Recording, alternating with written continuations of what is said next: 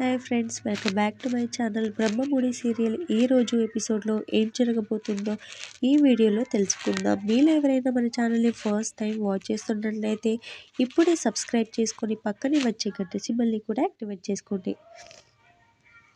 అంతా విన్న ఇందిరాదేవి రాజ్ ఏది చెబితే అదే కరెక్ట్, అలాగే చెయ్యండి అని రూల్ పాస్ చేస్తుంది. దాంతో అపర్ణాదేవి సుభాష్ ప్రకారం ధాన్యలక్ష్మి అంతా అదేంటి పెద్దనాన్నవై ఉండి నువ్వు కూడా రాజ్కే సపోర్ట్ చేస్తావు, మాకు మోకాల నొప్పులు, పైకి కిందకి దిగడం కష్టం అని మా తరపున మాట్లాడు అంటారు. అయితే ఇందిరాదేవి నవ్వుతూ నాకు క్లారిటీ ఉంది, వాడితో నేను ఇప్పుడు మీకు సపోర్ట్గా మాట్లాడితే మీకంటే పెద్దదాన్ని నేను, మీ నాన్న కాబట్టి మమ్మల్ని పైకి ఎక్కించి ఏ వాటర్ ట్యాంక్ మీదో ఉండాలి అంటే అప్పుడు ఏం చేయగలుగుతాం, అందుకే నా సపోర్ట్ రాజ్కే. ఓకే, గుడ్ నైట్ అనేసి అక్కడి నుంచి జారుకుంటుంది ఇందిరాదేవి. దాంతో కావ్య అప్పు నవ్వుకుంటారు.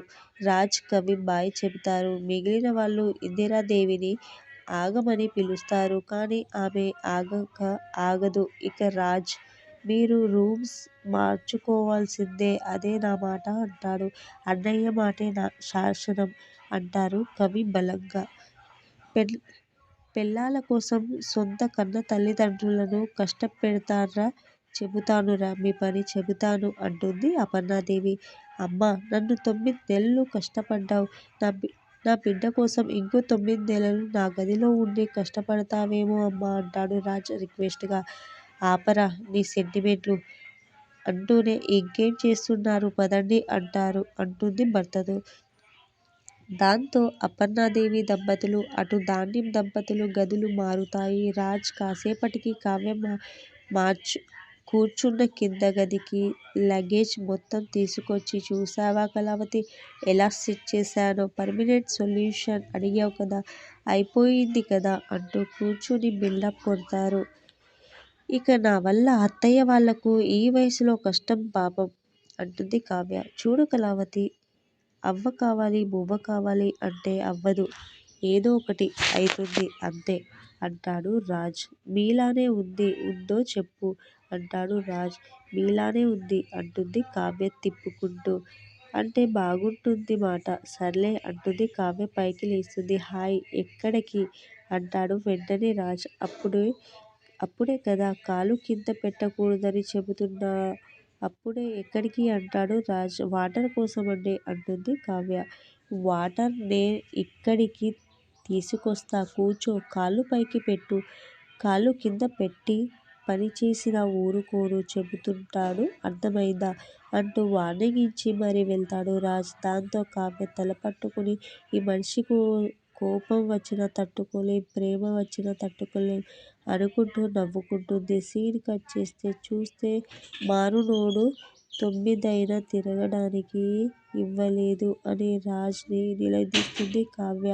కావ్య మాట ఇవ్వడం కాదు, చేసి చూపించాలి అంటుంది. దాంతో అప్పుడే నీకోసం టీ పెట్టుకుని తెస్తాను, ఇప్పుడే తెస్తాను, నువ్వు మాత్రం కదలకు, పనులు చేయకు అని సర్ది చెప్పి కిచెన్లోకి పరుగులు తీస్తాడు రాజ్. ఇక రాజ్ కిచెన్లోకి తనని ఎవరు గుర్తుపట్టకుండా ఒక చీరను చుట్టుకుంటాడు. వెనక నుంచి ముసుగు వేసుకుని ఉండడంతో అమ్మాయిలానే కనిపిస్తూ ఉంటాడు రాజ్. ఇక అయితే అపర్ణాదేవి ధాన్యం హాల్లో మాట్లాడుకుంటూ ఉంటే ప్రకాశం వచ్చి, ధాన్యం కాస్త కాఫీ అయినా ఇవ్వవే అంటూ అపర్ణాదేవి ధాన్యలక్ష్మిలు ఇద్దరు కలిసి ప్రశంసాన్ని రెచ్చగొడతారు. కనీసం భార్యకు కాఫీ కూడా ఇవ్వలేవా ప్రకాశం అంటూ.